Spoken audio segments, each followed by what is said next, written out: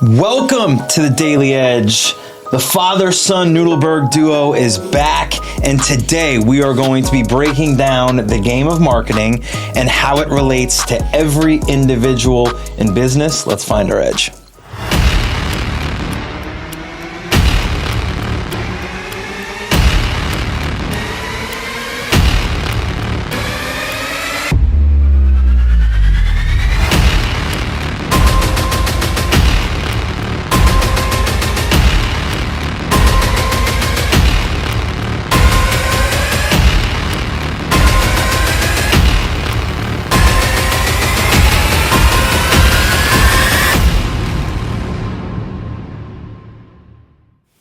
Let's find our edge. That always starts with the affirmation. It's no one else's job to make people aware of me. My brand exists whether I build it or not. Uh-oh, personal responsibility. So let's talk about where it came. First of all, it is great to be back. Always great to be in the studio with you, and I love our conversations. We've had a couple of other iterations with people in the seats, but nice job. Ready to rock and roll. So, the conversation is about marketing. Yes. And Seth Godin, as he always does, put an unbelievable newsletter into our inbox that sparked this conversation between us. But there's no way to avoid the conversation of marketing has changed, and changed so drastically over, call it the last 50 years. Right? Yeah. If you were to go back to 1975 and look at traditional marketing and Mad Men. Right, Mad Men. right? Like ad agencies it's a very different world. So tactically, there's been lots of changes, but fundamentally and philosophically, has it really changed?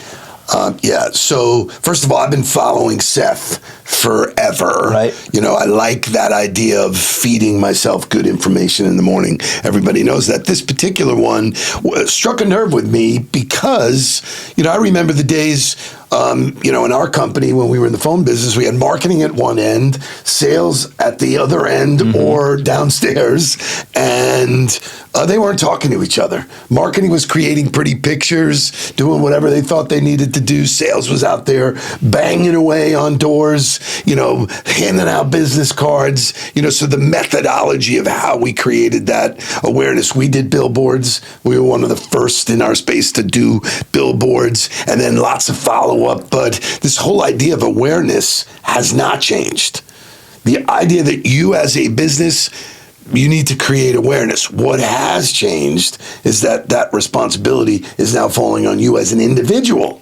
Well, so it's not just a name on the door, and we've proven that so many different ways in every category as people move from one logo to another. It doesn't matter. People buy you. Well, traditionally, you did billboards because that was the only place you could put your message where you knew people would see it, right? Everybody was going to be driving on 95. You knew that's where it was. You bought magazine articles. Like, I remember being a kid when you were at ABC Cellular and us going to 560 QAM, which was the sports radio station down here in South Florida. Shout out to all those folks, right? And Joe Rose, right? Like doing live reads of you. And I was like, Hank Goldberg. Right. Like, I remember this is super cool because it was advertising, it was marketing, but it was happening inside of where people were consuming their sports media and their talk shows. It wasn't a billboard. It wasn't an ad on a commercial.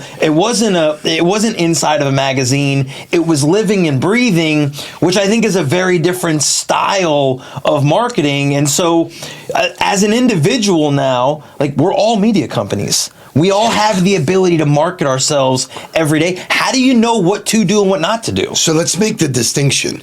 I don't care what business you're in. Even as a company, you are a media company. You are responsible for creating distribution channels for your message. For your message, right. Right. So what does that mean? Got to figure out what your message is. You got to figure out who you want to hear your message, how you want them to react. None of that has changed. It's all been the same thing.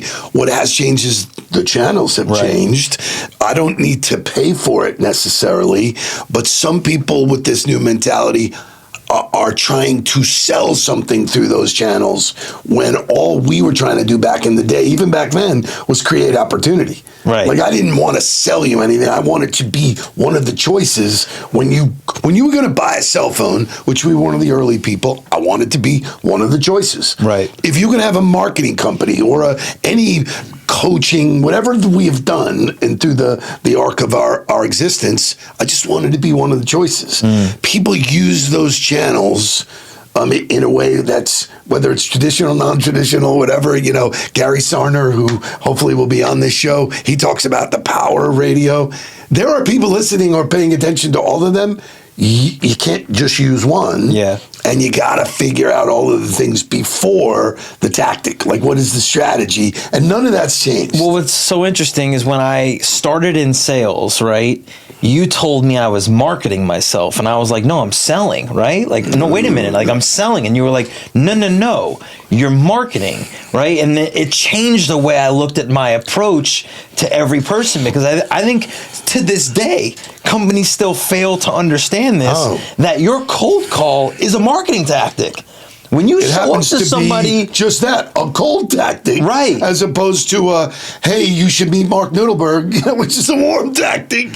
So it's really interesting to me, because I think people look at their marketing on a billboard, or they look at their marketing on a commercial inside of the Super Bowl or wherever you're going to put it, and you put so much effort into the messaging and the connectivity and what you want somebody to think, yet a company will hand somebody a cold call script and go, this is what you're going to say to them, this is how you're going to say it, and not think about the brand at all. I think that's a huge miss. So it's interesting. So that it stirs up such a long conversation. We'll never be able to do it here. But if I asked you, do you remember the WhatsApp commercial? Of course. Right? Most famous, well-recognized beer commercial. Right. Yet beer sales went down. Is that good marketing? Or, the advertising company, if your intention is to sell something or create opportunity, for us, at-bats are important.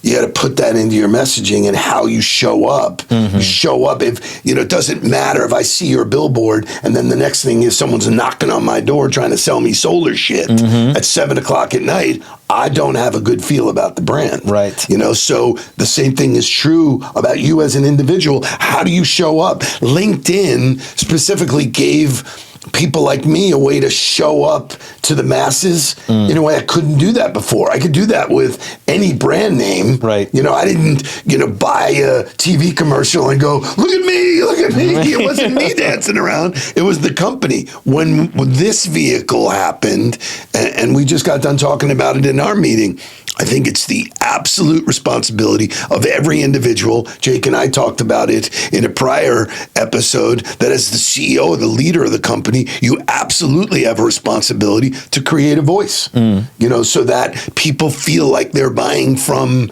somebody. Look at Amazon, look at, humanizes. Yeah, when people are buying or not buying Elon Musk, they're buying Mark Cuban, they're buying Damon John. All of those guys have built those brands, and they pour into social outlets to do that. So I think it's fascinating, because even in job search, people still send resumes. Like, what are you, stupid? Like, really? It does nothing. Right. It does nothing to separate you. Right. There it is. Read it or don't read it, whatever. When you can show up in video. And the conversation we had with Michael Litt was amazing. The CEO of Vidyard. Is marketing meant to sell? I never looked at it that way. Right. So it's a great question. I looked at it as, I want to be in the decision process. Right. I want you to know about me. I want you to think about me. I can guarantee you, if you don't know me, you can't buy me or my company. So awareness leads to consideration. I just want you to consider me. Right. Shame on me. And I learned this from my friend Andy Yaffa. We were running mates in the morning where we're out and he's in the middle of, litigating smokers, whatever. He's running crazy. And he says, hey, by the way, I just referred this piece of business to someone else we knew.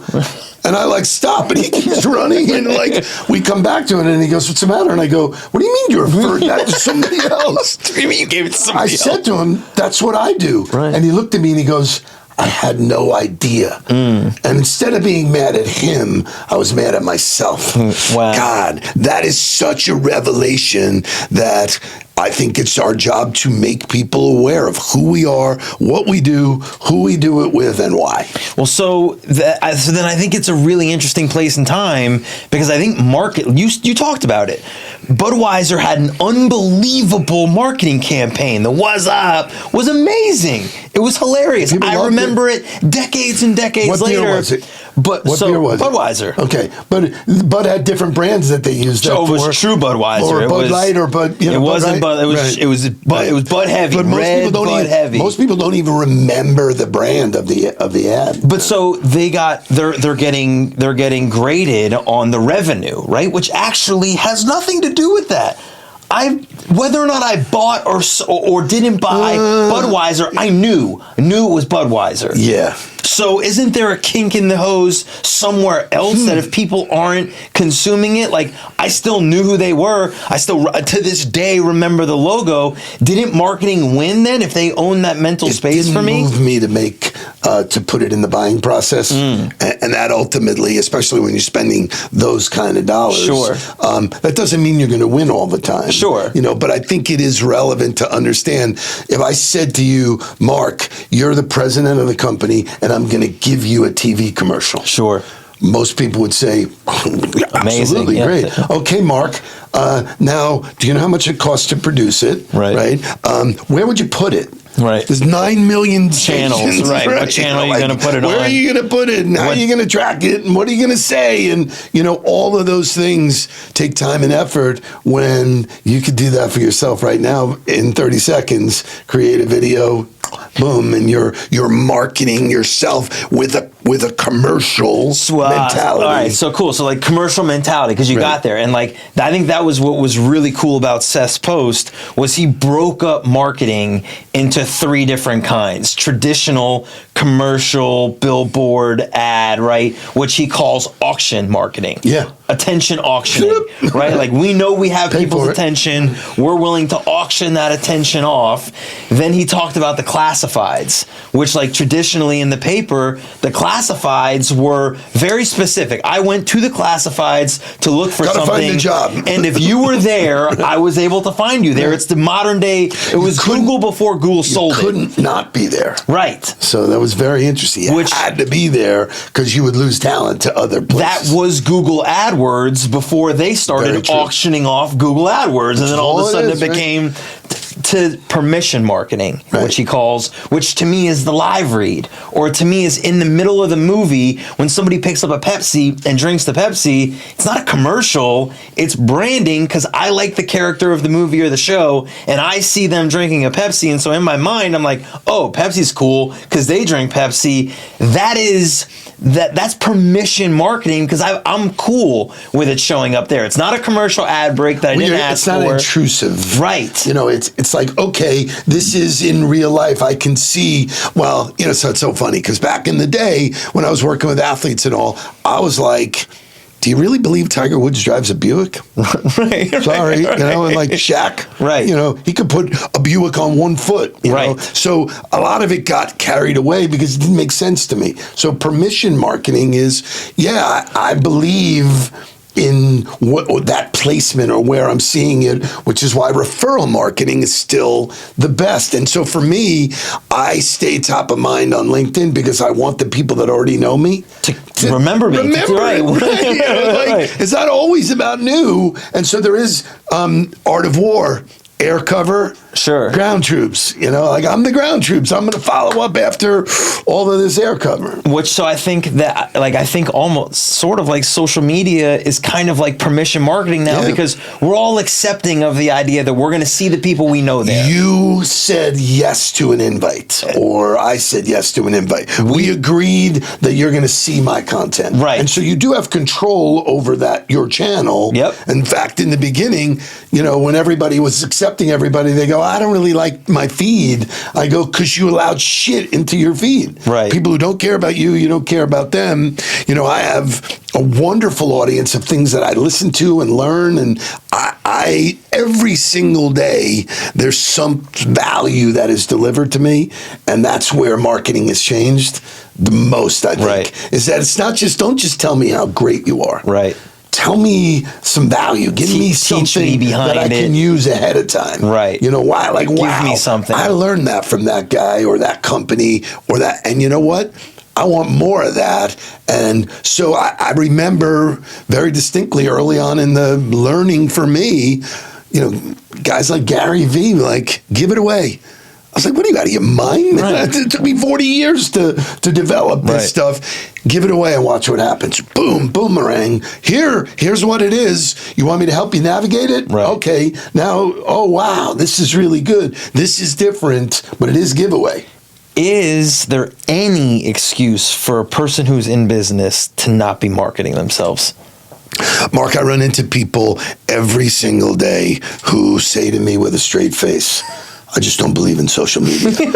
I don't believe in LinkedIn. You know, you're a fucking moron. You know, it's like, it is the greatest gift to us that are driving new business. Unless you have zero desire to grow, right? Unless you actually don't care about any kind of professional development, any kind of revenue generation, or any kind of growth at all, there's no excuse to not be actively building your brand, keeping people, staying top of mind for people, and continuously marketing yourself. Even if you don't post all the time, right, being at that party has lots of value, and that's where the marketing world has changed. Shame on you if I don't know about you. Right. And I think the most important part is every single thing is commoditized right now. I don't care what it is. You can buy it. You can buy it faster, cheaper. It doesn't matter. It's all a commodity. So it does come down to who and where am I buying it, and that decision happens early on. I was listening to Gary Vee talk about being in a meeting with Tiffany's Jewelry, right? He was like, do me a favor, pull up Instagram and search jewelry and show me how quick your ad shows up. Show me how quick your post shows up.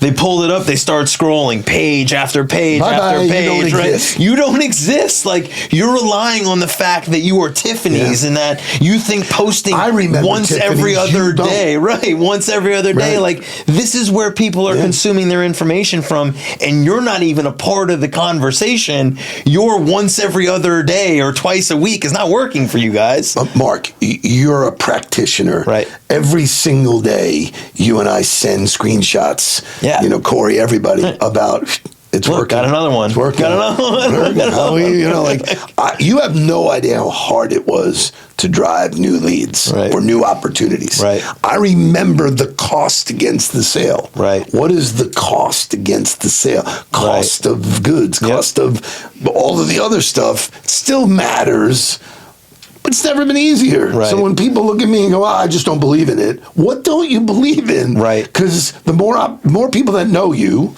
so this is a killer one. If you were famous, would you do more business? 1,000%. 1,000%.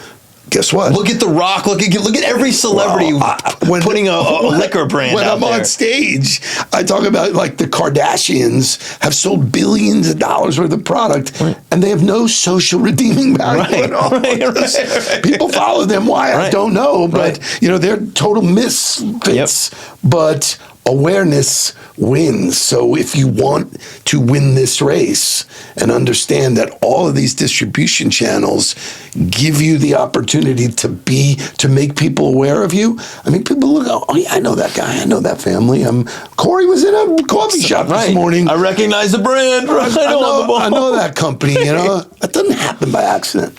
So your edge for today is that you are in control of building awareness for yourself. You have to figure out who you want to be aware of you, what you want those people to see and hear from you, and then actively engage in those channels to get that message received consistently. It's not that hard. It's not that hard. I just want to leave everybody with this one last thing. You got your kitchen done. Yeah. And you shared with your audience, and your audience went bananas. I'm gonna send a bill to Bill Feinberg and be like, "Hey, dude, we marketed him. These 100,000 impressions I got you, dude." Now you can never know until you keep putting lottery tickets in. I think every day is a lottery ticket. You don't know which ones are going to explode or what's going to come in. But I know if you're not there, nobody knows. Behavior creates outcomes. Yep. In marketing, in sales, in life, and you're a great example. Thank you for finding your edge with us. Remember to like, comment, and share, and let us know how you build your brand in the comments. See you soon.